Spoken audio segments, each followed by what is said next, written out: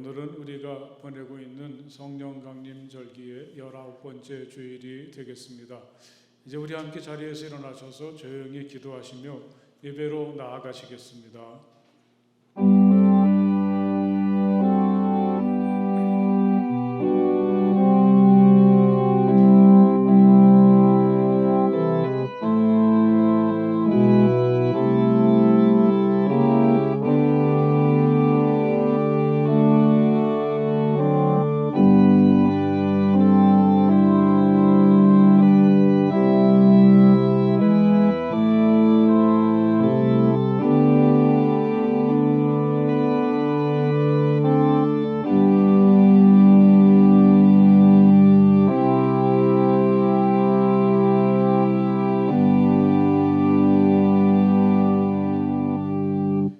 가장 높으신 하나님, 주님께 감사를 드리며 주님 이름을 노래하는 것이 좋습니다. 아침에 주님의 사랑을 알리며 밤마다 주님의 성실하심을 알리는 일이 좋습니다. 열줄 현악기와 검은고를 타며 수금 가락에 맞추어서 노래하는 것이 좋습니다. 주님께서 하신 일을 생각하면 기쁩니다. 손수 이루신 업적을 기억하면서 환송을 올립니다. 아멘.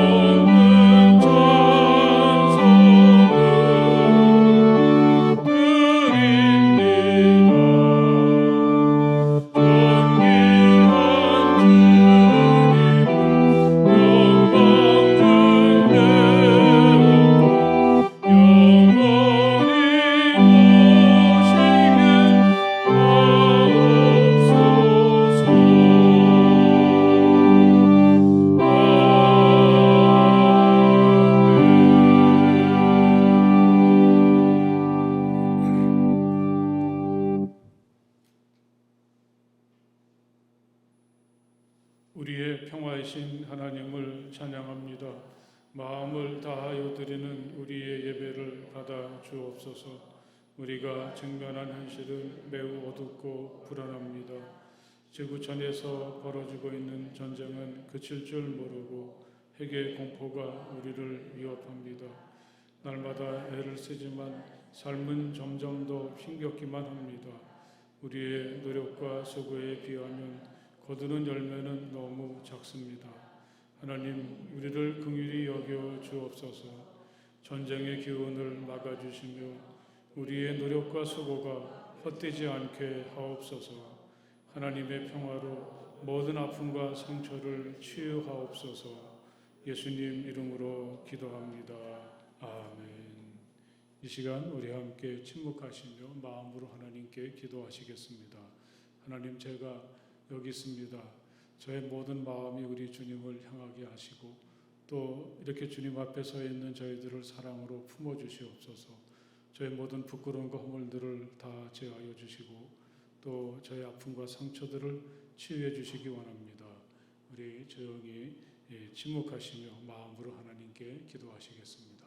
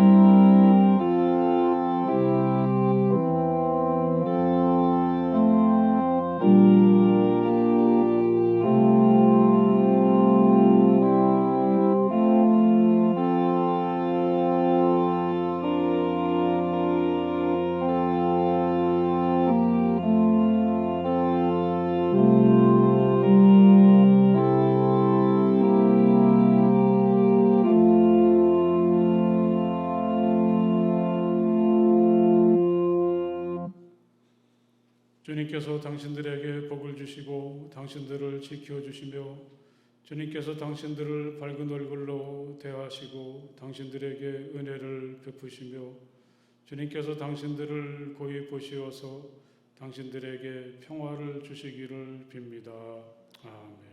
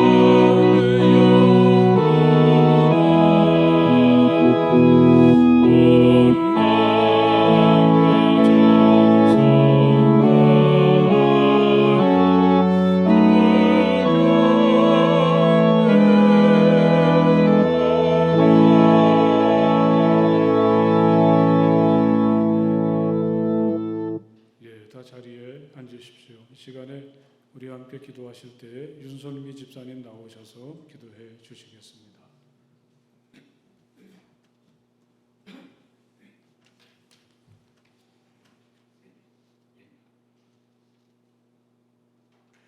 사랑과 은혜가 풍성하신 하나님, 오늘도 저희에게 온전히 주님을 사모하는 마음으로 이 시간 주님께 예배드리게 하심을 감사드립니다. 늘 주님의 말씀과 권능으로 저희를 일으켜 주시고 순간순간 우리 주님의 은혜로 살아가고 있음을 깨닫고 승리하는 삶을 살게 하옵소서. 지난 한 주간 세상과 타협하며 주님의 뜻보다 저희의 생각이 먼저 앞서지진 않았는지 되돌아봅니다. 저희 허물을 용서해 주시고 온전히 주님의 뜻을 바라보며 살아가는 저희의 믿음이 될 수 있도록 인도해 주시옵소서. 오늘은 저희 성암 어린이들이 가을 소풍을 가는 날입니다. 오랜만에 야외 활동을 통해 코로나로 지쳤던 저희 아이들의 몸과 마음을 건강하게 치유해 주시고 늘 성암의 어린이들과 중고등부들을 위해 애쓰고 기도하며 헌신하시는 선생님들의 수고를 귀하게 여겨주시고 늘 복되게 채워주시옵소서. 앞으로 있을 교회 행사에도 주님의 은혜가 충만하기를 소원합니다. 또한 성함의 각 기관마다 축복해 주셔서 늘 사랑으로 협력하고 주님의 말씀으로 바로 서서 저희 성함교회를 든든하게 바치는 믿음의 기둥이 될 수 있도록 도와주시옵소서. 감사가 넘쳐나는 이 계절에 아름다운 신앙의 열매를 맺는 저희의 모습이 되게 하시고 이 시간 선포하시는 주님의 말씀을 통해 심령이 뜨거워지고 은혜 받는 귀한 시간 되게 인도해 주시옵소서. 오늘도 함께해 주시는 주님의 은혜에 감사드립니다. 모든 영광이 우리 주님께 돌려지기를 원하오며 거룩하신 예수님의 이름으로 기도드립니다. 하나님께서 오늘 우리에게 주시는 말씀은 누가복음서 18장의 말씀이 되겠습니다. 신약성경 누가복음서 18장 1절에서부터 8절까지의 말씀을 다 찾으십시오. 누가복음서 18장 1절에서부터 8절까지의 말씀이 되겠습니다. 이제 제가 봉독하겠습니다. 예수께서 제자들에게 늘 기도하고 낙심하지 말아야 한다는 뜻으로 비유를 하나 말씀하셨다. 어느 고을에 하나님도 두려워하지 않고 사람도 존중하지 않는 한 재판관이 있었다. 그 고을에 과부가 한 사람 있었는데 그는 그 재판관에게 줄곧 찾아가서 내 적대자에게서 내 권리를 찾아주십시오 하고 졸랐다. 그 재판관은 한동안 들어주려고 하지 않다가 얼마 뒤에 이렇게 혼자 말하였다. 내가 정말 하나님도 두려워하지 않고 사람도 존중하지 않지만 이 과부가 나를 이렇게 귀찮게 하니 그의 권리를 찾아주어야 하겠다. 그렇게 하지 않으면 그가 자꾸만 찾아와서 나를 못 견디게 할 것이다. 주님께서 말씀하셨다. 너희는 이 불의한 재판관이 하는 말을 귀담아 들어라. 하나님께서 자기에게 밤낮으로 부르짖는 택하신 백성의 권리를 찾아주시지 않으시고 모른 체하고 오래 그들을 내버려 두시겠느냐. 내가 너희에게 말한다. 하나님께서는 얼른 그들의 권리를 찾아주실 것이다. 그러나 인자가 올 때에 세상에서 믿음을 찾아볼 수 있겠느냐. 아멘. 한 주간 동안 잘 지내셨습니까? 참 반갑습니다. 오늘도 하나님의 평화가 이 성전에서 또는 여러분들이 머무시는 곳에서 하나님을 예배하는 모든 분들에게 임하시기를 빕니다. 평화가 요즘처럼 절실했던 시기가 최근에는 별로 없었던 것 같습니다. 러시아와 우크라이나 사이에서 벌어지고 있는 전쟁은 그칠 줄 모르고 또 이제는 핵무기가 사용될지도 모른다. 그런 말들이 들려오고 있죠. 또 그런가 하면 북한에서는 마치 무슨 불꽃놀이나 하듯이 연일 폭탄을 쏘아대면서 우리를 불안하게 하고 있습니다. 가뜩이나 살기가 힘든 시간인데 우리는 서로가 서로를 물리쳐야 되는 경쟁하는 현실을 또 살고 있지만 그러면서도 또 서로에게 평화를 선물하고 또 하나님의 평화가 모든 전쟁의 기운을 잠재울 수 있도록 기도해야 되겠습니다. 우리 옆에 계신 분들에게 또 평화의 인사 한번 해보십시오. 당신에게 하나님의 평화가 임하시기를 빕니다. 한번 해보십시오. 당신에게 하나님의 평화가 임하시기를 빕니다. 이 평화라는 말 속에는 정말 우리가 원하는 모든 좋은 것이 다 담겨져 있는데 정말 우리 함께 인사하는 분들이 이 어수선한 때에도 정말 최고의 삶을 살 수 있도록 그렇게 축복하는 마음을 가지고 다시 한번 평화 인사를 해보십시오. 당신에게 하나님의 평화가 임하시길 빕니다. 함께 인사해 보십시오. 여러분의 얼굴이 좀 마스크에 가려서 잘 모르지만 조금은 좀 밝아지신 것 같습니다. 2016년 브라질 리우 올림픽에서 있었던 일입니다. 여자 사이클 경기가 열렸습니다. 그 습도도 아주 높고 또 기온이 몹시 높은 가운데 무려 140km를 달려야 된다고 하니까 얼마나 힘들었겠습니까? 중도에 포기한 선수들이 많았다고 합니다. 끝까지 간 선수들 중에서 미국의 메라 에버시 선수였고 선두였고 그 뒤를 세 선수가 따릅니다. 이 메라 에버스의 금메달이 유력했지만 가장 마지막 언덕 구간에서 그녀를 뒤따르던 세 선수가 힘을 내서 동시에 그녀를 추월했습니다. 그야말로 반바퀴 차이로 메달 색깔이 결정되었습니다. 막판에 힘을 내서 메달을 차지한 선수들의 얼굴이 사진에 실렸는데 세 선수 중에 누가 가장 행복했을까요? 가장 행복한 표정을 지은 건 당연히 금메달을 차지한 선수였습니다. 그런데 이 세 사람 중에 가장 애매한 표정은 은메달이었다고 하죠. 오히려 동메달을 차지한 선수가 더 행복해 보였다고 합니다. 최근에 출판된 그 다니엘 핑크의 후회의 재발견이라는 책에 나오는 이야기죠. 단지 이 세 선수의 경우만은 아니었다고 합니다. 1992년에 바르셀로나 올림픽에서 은메달을 딴 선수들과 또 동메달을 딴 선수들 30명을 조사해 본 시도가 있었습니다. 그들이 그 시상대에 올라가서 찍은 사진을 모아서 그 상황을 전혀 모르는 일반 사람들에게 누가 더 행복해 보이는지 물었더니 동메달리스트들이 더 행복하게 보였다는 거죠. 동메달리스트들의 행복 지수가 7.1이라면 은메달리스트는 4.8밖에 되지 않고 또 그들 중에는 또 불행해 보이는 선수들도 있었다고 합니다. 이런 걸 보면 인간의 심리가 참 복잡하고 묘한 것 같습니다. 이 저자는 그 이유를 적어도와 했더라면으로 설명하고 있습니다. 이 동메달리스트들에게는 그래도 적어도 3등을 했어, 메달은 하나 받았어, 그런 안도의 마음이 있다는 거죠. 이 동메달이 어디야? 이렇게 현실을 받아들입니다. 그런데 그 은메달리스트들에게는 금메달을 받지 못한 아쉬움이 더 크다는 거죠. 내가 조금만 더 열심히 연습을 했더라면, 내가 마지막 그 언덕에서 힘을 더 냈더라면, 작전을 잘 세웠더라면, 이 불과 반바퀴 차이로 금메달을 놓친 아쉬움을 그들은 시상대 위에서도 숨길 수가 없다고 합니다. 이 재미있는 이론을 한번 여러분의 삶 속에 적용시켜 보십시오. 우리들도 이 세상을 살아갈 때 적어도와 했더라면 사이를 수없이 왔다 갔다 하고 있지 않습니까? 같은 결과를 놓고도 어떤 때에는 이게 어디야 이렇게 받아들이기도 합니다. 하지만 어떤 경우에는 아쉬워, 좀 더 노력했더라면, 어제 좀 잠을 덜 자고 공부를 더 했더라면, 뭐 그런 만족하고 위안을 받기보다는 후회의 감정이 들 때가 또 종종 있습니다. 그 저자는 그 후자가 당장은 괴롭더라도 그만큼 발전의 가능성을 품고 있다고 얘기하는 거죠. 그래서 후회를 더 좋은 성장을 위한 새로운 시작으로 삼으라는 권면입니다. 그 책에 보면 이 저자가 다시 그 리우 올림픽 얘기로 돌아가서 그 140km의 경주 중에서 거의 한 138km까지 1등으로 달리다가 그만 4등이 된 메라 에버스에게 한번 인터뷰를 했다고 합니다. 그녀는 그게 마지막 경기였다고 합니다. 아마 더 이상 경기를 할 수가 없었던 모양이죠. 그런데 시간이 지나고 나니까 비록 그때는 아무런 결과가 없었는데 그녀는 시간이 갈수록 그 순간만큼 자기가 몰입했던 시간이 또 어디 있었나.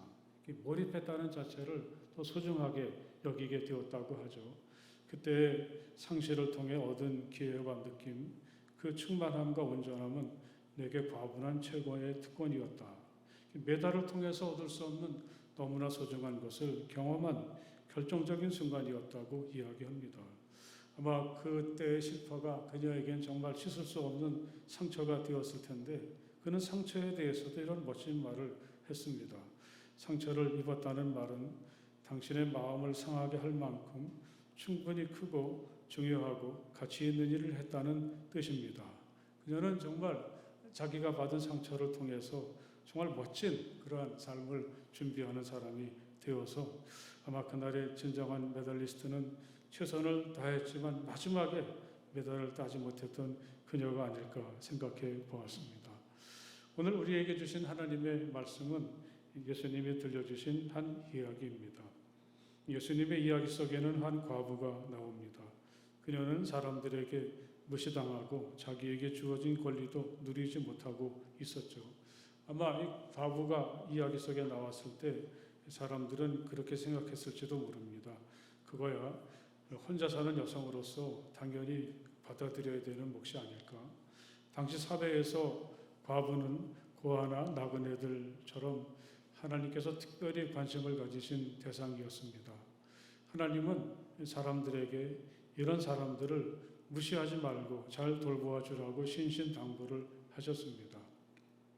오늘 말씀을 보면 이렇게 무시당하는 이 과부가 재판관을 찾아간 이유가 자신의 잃어버린 권리를 찾기 위해서였다고 이 8절의 말씀 가운데 이 권리란 말이 3번이나 거듭해서 나오고 있습니다. 도대체 그녀가 잃어버린 권리란 무엇일까? 그녀는 어떤 권리를 되찾기 위해 거듭해서 재판관을 찾아갔을까? 예수님은 여기에 대해서 자세한 설명을 하지 않으셨습니다.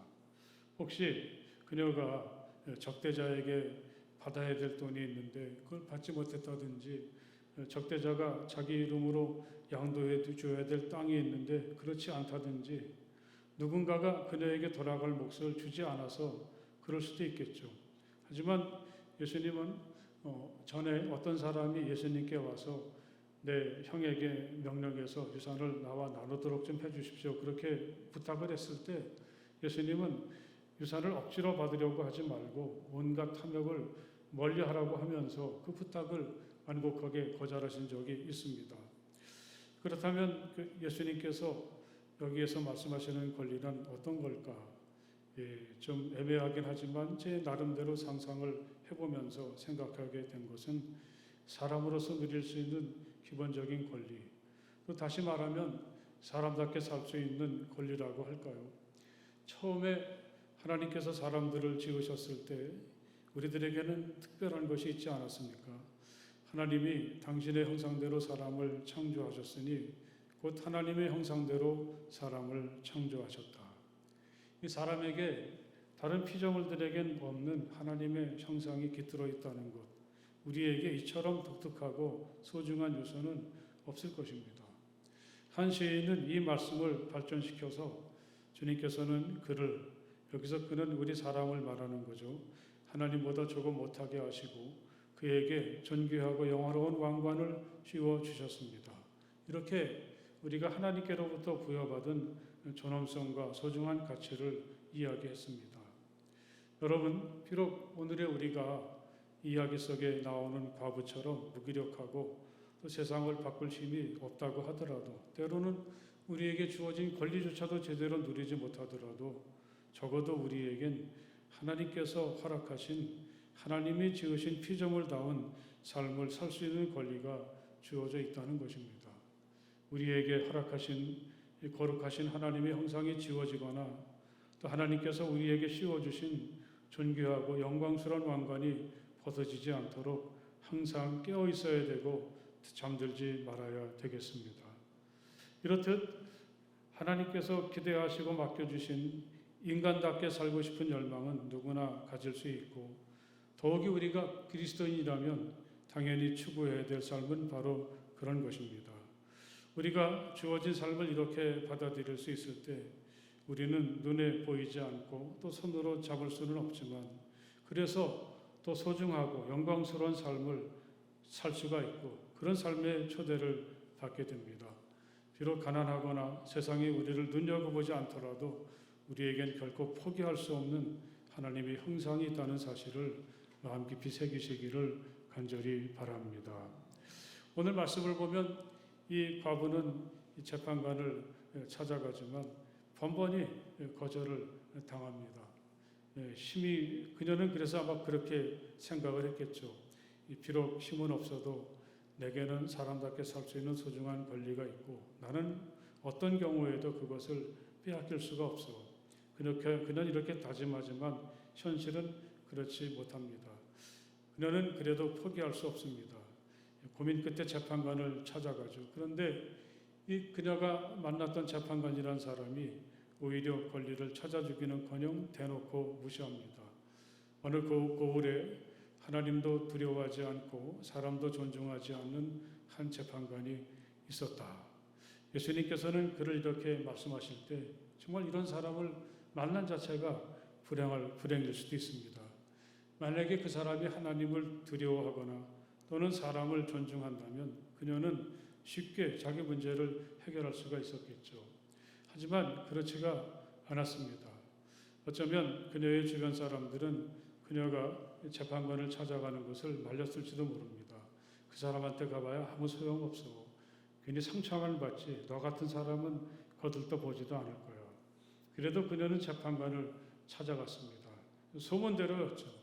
그녀는 재판관을 만나지도 못했습니다. 그런데 그녀는 다른 사람 같으면 그냥 포기하고 원망만 했을 텐데 결코 그녀는 포기하지 않았습니다. 재판관이 그녀를 무시하지만 그녀는 줄기차게 재판관을 찾아가죠. 적어도 재판관이 자기를 존중해주고 자기의 이야기에 귀를 기울여주고 자신의 문제를 해결해 줄 때까지 그는 거듭해서 재판관을 찾아갑니다. 사랑하는 여러분, 오늘 예수님께서 이 이야기를 우리에게 들려주실 때 하고 싶으셨던 말씀 중에 하나가 무엇이겠습니까? 그것은 결코 포기해서는 안 된다.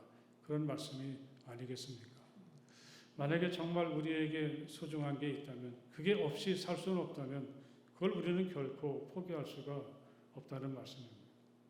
이 바위처럼 끔찍하지 않는 재판관이지만 결코 포기하지 않고 될 때까지 끝까지 찾아가는 그녀처럼 우리에게도 결코 포기해서는 안 되는, 포기하지 않는 믿음이 있어야 된다고 주님은 말씀을 하시죠. 좀 농담이 섞인 얘기긴 하지만 기도가 가장 분명하게 응답하는 사람들은 인디안이다. 그런 얘기가 있습니다. 어떻게 그럴까? 그 사람들은 하나님이 자기들의 기도를 들어주실 때까지 끝까지 기도한다고 합니다. 이를테면 비가 와야 되는데 비가 잘 안 오죠. 그래서 그들은 이제 기도하기를 시작했는데 아무리 비가 안 와도 도중에 멈추는 게 아니라 비가 올 때까지 결코 멈추지 않고 기도를 한다고 합니다. 그러니 어떻게 하나님께서 그들의 기도를 안 들어주실 수가 있겠습니까? 아마 여기서 이제 인디언 기우제 지내듯 한다는 좀 빈정거리는 말이 나온 거죠. 대책 없이 무한정 기다리는 사람을 세상은 무능하다고 조롱하지만 여러분 그것도 아무나 할 수 있는 일이 아니지 않습니까? 생각해보면 끝까지 소망을 품고 포기하지 않고 기다리는 것보다 더 분명한 방법은 없습니다. 그래서 이렇게 아무리 눈에 보이는 것이 없어도 끝까지 견디고 기다리는 일, 결코 포기하지 않는 것이 믿음이라 예수님은 오늘 우리에게 이렇게 말씀을 하십니다. 사랑하는 여러분, 여러분이 찾고 구하는 것이 정말 소중한 것이고 없어서는 안 될 것이라고 한다면 오늘 이 여성의 모습을 마음속에 새기면서 결코 포기하지 않는 우리 모두가 될 수 있기를 간절히 바랍니다. 자, 또 예수님께서 이 여성의 이야기를 할 때 그녀가 자기 권리를 찾을 때까지 이 재판관을 거듭해서 찾아가는 이유가 무엇일까? 그것도 우리가 생각을 해봐야 되겠습니다. 그 이유는 아주 간단하죠. 많은 사람들이 주변에 있겠지만 이 재판관만이 자기 권리를 판단하고 찾아줄 수가 있기 때문이죠. 그녀가 이렇게 무시를 당하면서도 끝까지 그를 찾아가는 데에는 이런 분명한 이유가 있습니다. 누가 과연 나의 권리를 찾아주나? 누가 나의 운명을 결정하고 그 운명을 바뀌어주는가? 그가 바로 재판관이라는 사실을 알기 때문에 주변에 아무리 많은 사람들이 있어도 그녀는 번번이 무시를 당하면서도 줄곧 그를 찾아가는 거죠. 어떤 유대인 랍비가 이런 얘기를 한 적이 있습니다. 어떤 사람이 이제 골목에서 무엇인가를 찾고 있습니다. 골목이라서 그런지 한쪽은 이제 컴컴하고 잘 보이지 않습니다. 지나가던 사람이 그를 돕는다며 함께 그가 잃어버린 것을 찾습니다. 하지만 아무리 뒤져보아도 나오질 않았습니다. 답답한 그가 물었습니다. 정말 여기서 뭐 잃어버린 게 맞습니까? 그러자 잃어버린 사람이 이렇게 대답을 하더라는 거죠. 사실은 저 안쪽에서 잃어버렸는데 거긴 너무 어두워서 여기서 찾고 있습니다. 그야말로 번지수를 잘못 찾은 게 아니겠습니까? 야곱의 하나님을 자기의 도움으로 삼고 자기의 하나님이신 주님께 희망을 거는 사람은 복이 있다. 한 신앙인은 우리에게 이런 고백을 해 주었습니다. 그가 보기에는 많은 사람들이 하나님을 떠나서 힘 있는 사람들을 찾아갑니다. 그들에게 가서 굽신거리면서 나를 좀 도와주십시오. 그런 얘기를 하는 모습이 너무 안타까웠습니다. 왜냐하면 그들도 우리와 똑같은 한계가 분명한 사람들이기 때문이죠. 그래서 그는 너희는 힘 있는 고관을 의지하지 말며 구원할 능력이 없는 사람을 의지하지 말아라. 그는 이렇게 우리에게 충고하고 있습니다. 이 세상에 지위가 높고 그 기세가 대단한 것 같아도 그건 잠시뿐이죠. 그들에게 높은 지위를 맡기신 분은 바로 하나님이십니다. 그들 중에는 오늘의 불의한 재판관처럼 하나님의 기대를 저버리고 자기 사사로운 이득에 몰두하는 지도자들은 또 얼마나 우리 주변에 많이 있습니까? 이 여성이 무시를 당하는 것을 감수하면서도 끊임없이 재판관을 찾아간 것은 이 사람을 통해서만 자기의 빼앗긴 권리를 찾을 수가 있었기 때문이죠. 사랑하는 여러분, 우리가 언제 어떤 문제에 직면하든지 오직 하나님을 찾아야 되는 까닭이 여기에 있지 않겠습니까? 과연 우리는 오늘의 이 여성처럼 하고 있습니까? 때로는 무시를 당하고 철저하게 외면을 당하면서도 그녀는 재판관을 끊임없이 찾아갑니다. 그 사람만 찾아갑니다. 이게 바로 믿음이라고 예수님은 우리에게 설명을 해 주시는 거죠. 서로 이 교회가 나를 알아주지 않는 것 같기도 하고 이 교회가 나를 환대하지 않는 것처럼 느껴지더라도 여러분, 그것 때문에 내가 하나님께 나아가는 일을 멈춰서는 안 된다는 사실을 기억하시기를 간절히 바랍니다. 우리에겐 오직 하나님뿐이라는 사실을 다시 한번 기억하시기를 간절히 바랍니다. 옆에 계신 분들하고 우리에겐 하나님밖에 없습니다. 그런 고백을 함께 해보십시오. 우리에겐 하나님밖에 없습니다. 또 우리는 이 여성이 재판관을 끊임없이 찾아갈 때 그녀가 얼마나 간절하고 그녀의 마음이 얼마나 절박한가도 느낄 수가 있죠. 만약에 그녀가 재판관을 찾는데 그 마음이 절실하거나 간절하지 않았다면 이렇게까지는 하지 않았을 것입니다. 그녀는 정말 간절함과 절실함이 있었기 때문에 내가 살아있는 한 이 재판관을 찾아가서 끝장을 봐야 되겠다. 반드시 내가 원하는 권리를 이 사람을 통해서 찾아야 되겠다. 우린 그것을 간절함, 절실함 그런 말로 표현할 수가 있겠습니다. 뭐 되면 좋고 안 돼도 할 수 없지 이게 아니죠. 이게 꼭 필요하다. 이게 있어야만 나는 살 수 있다. 이런 절박함이 그녀에겐 있습니다. 여러분, 오늘 우리가 하나님 앞에 나올 때마다 또 하나님 앞에 서고 또 하나님께 기도할 때마다 우리에게는 이런 간절함이 있습니까? 생각해보면 이렇게 무시당하면서 힘없이 살고 있는 예수님이 말씀하시는 이 여성 바보, 이게 바로 오늘 우리들의 모습이 아니겠습니까? 오늘을 살아가면서 난 정말 무기력하구나. 예수님께서 말씀하셨던 쓸모없는 종이 바로 나구나. 저도 이런 자신의 모습을 시간이 갈수록 더 뼈저리게 느끼게 되죠. 처음에 말씀드렸던 것처럼 점점 더 심각해가는 전쟁을 지켜보면서 점점 더 혼돈 속으로 빠져들어가는 우리 현실을 바라보면서 이렇다 할 희망도 없이 무기력하게 오늘을 살고 있는 젊은 세대를 지켜보면서도 할 수 있는 일이 너무나 없습니다. 여러분, 우리 모두가 그렇지 않습니까? 만약에 지구촌 저쪽에서 또는 휴전선 저편에서 어떤 치명적인 무기라도 사용하게 되면 그건 우리 모두에게 재앙인 것인데 우리는 단지 걱정만 할 뿐이지 아무것도 할 수 있는 일이 없습니다. 그런데도 우리는 절실하지 않습니다. 마치 될 대로 되라 이런 식인 것 같습니다.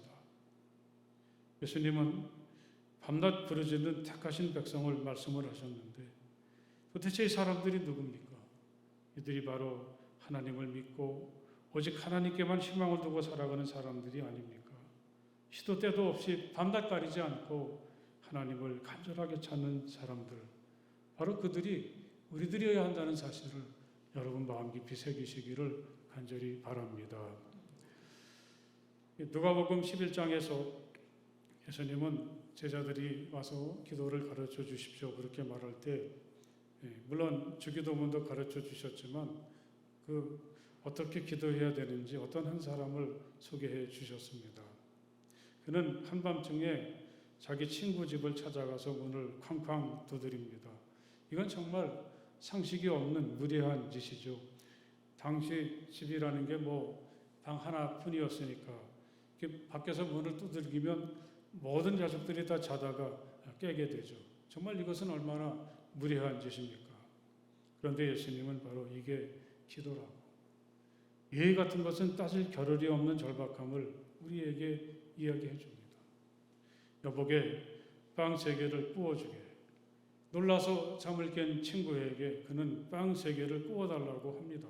멀리서 내게 손님이 왔는데 내놓을 곳이 없어서 내가 자네를 부득불 찾아왔노라고 합니다.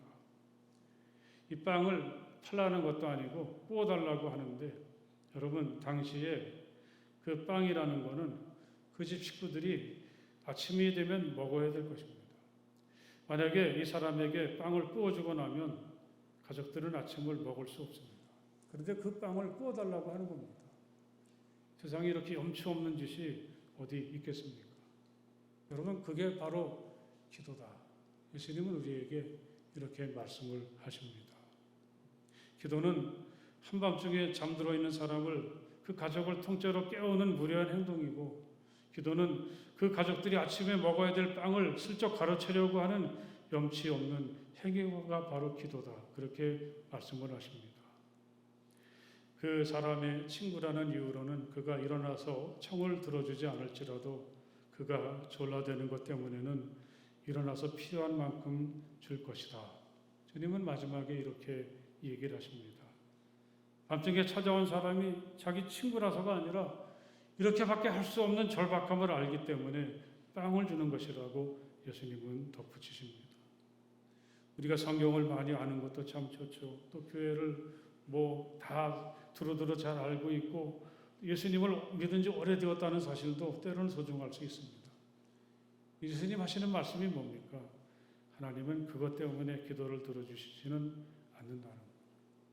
우리가 간절하게 체면이고 염치고 다 내려놓고 하나님께 구할 때 하나님은 우리의 기도를 들어주시는 거라고 예수님은 말씀을 하십니다.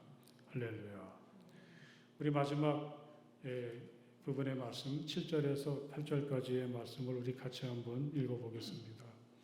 하나님께서 자기에게 밤낮으로 부르짖는 택하신 백성의 권료를 찾아주시지 않으시고 모른 체하고 오래 그들을 내버려 두시겠느냐. 내가 너희에게 말한다. 하나님께서는 얼른 그들의 권리를 찾아주실 것이다.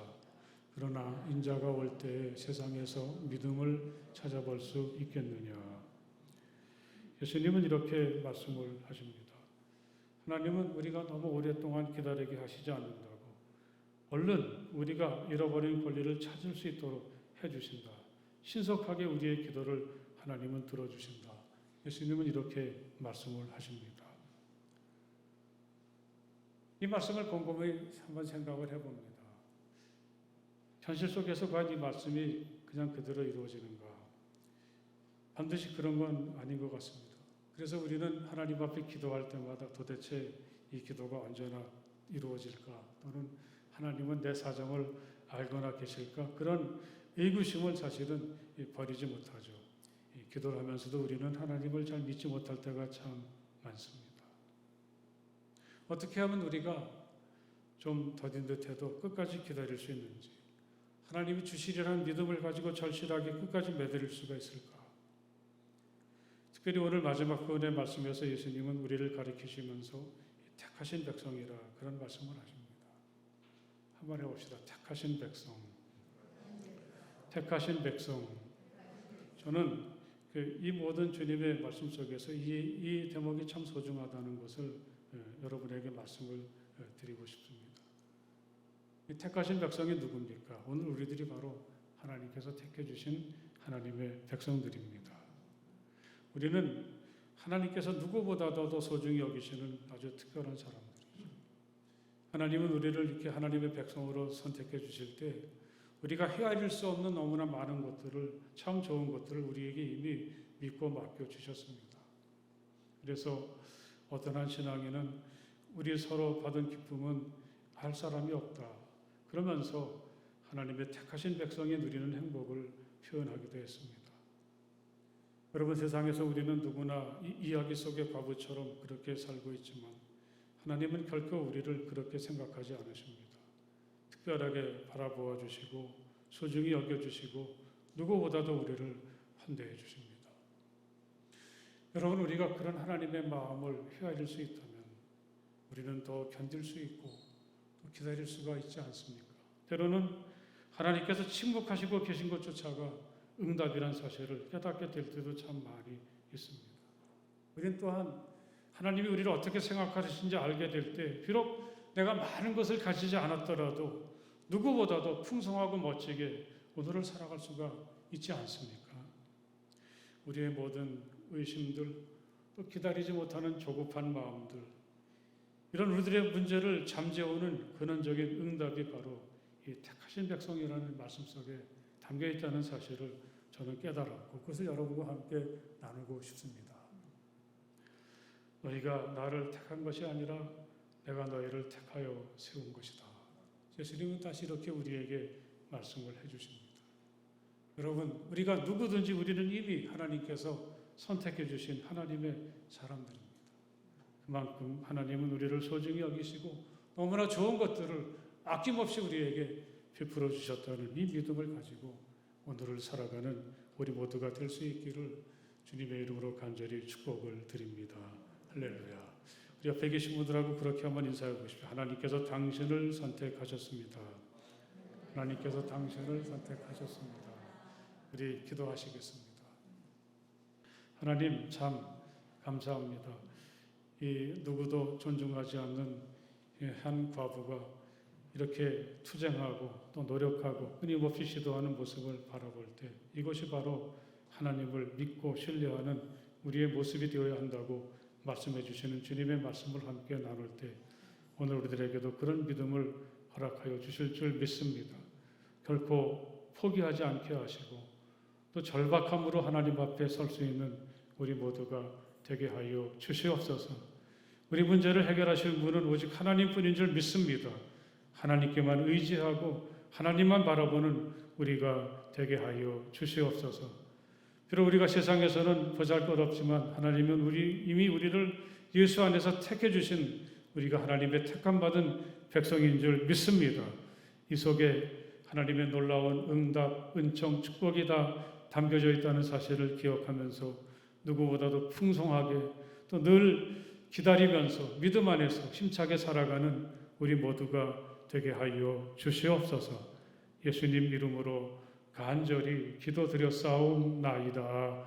아멘.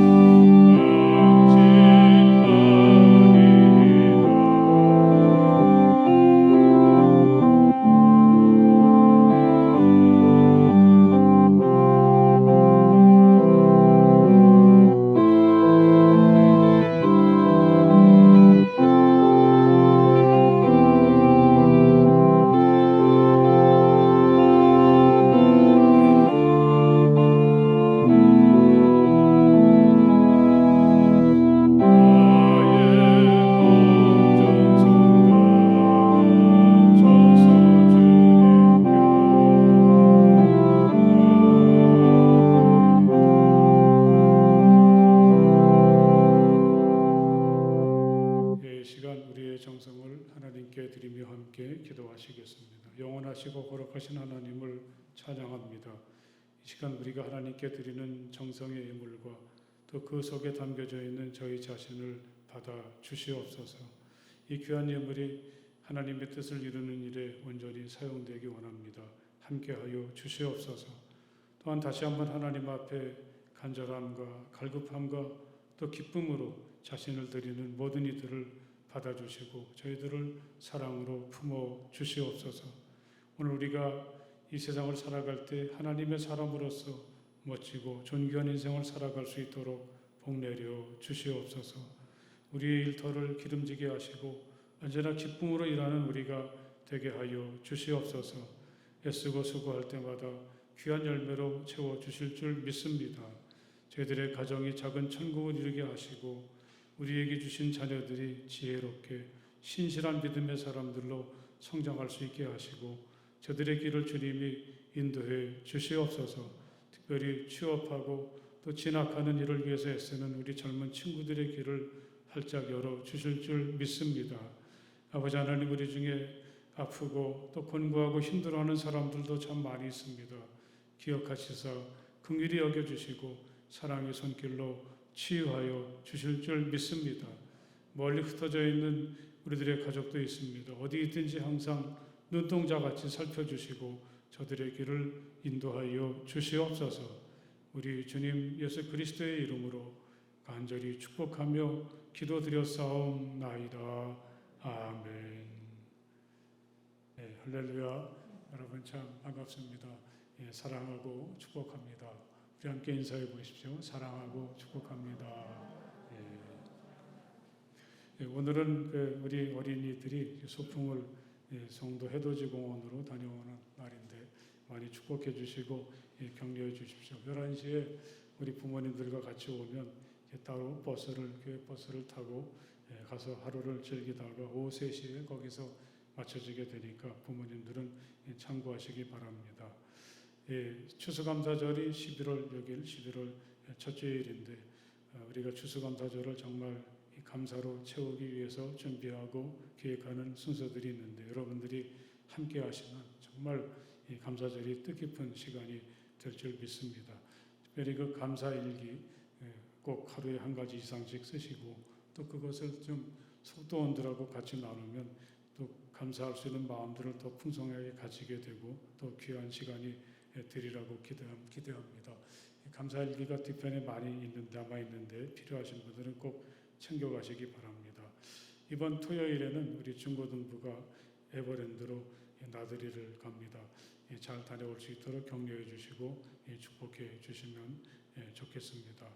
또 성암가족 가을 동행 이제 10월 29일 날 토요일 날 우리 광릉 수목원을 다녀오는데 한 70분 정도 이렇게 신청을 해 주시고 아마 오늘까지 이렇게 마감을 해야 준비가 잘 될 것 같은데 아직 미처 신청 못하신 분들은 함께 해주시면 좋겠습니다. 다음 주일 공동예배는 에스더 선교회가 헌신예배를 드립니다. 여러분 많이 기도해 주시고 격려해 주시면 좋겠습니다. 우리 함께 일어나셔서 주기도문 찬송 함께 찬송하시겠습니다.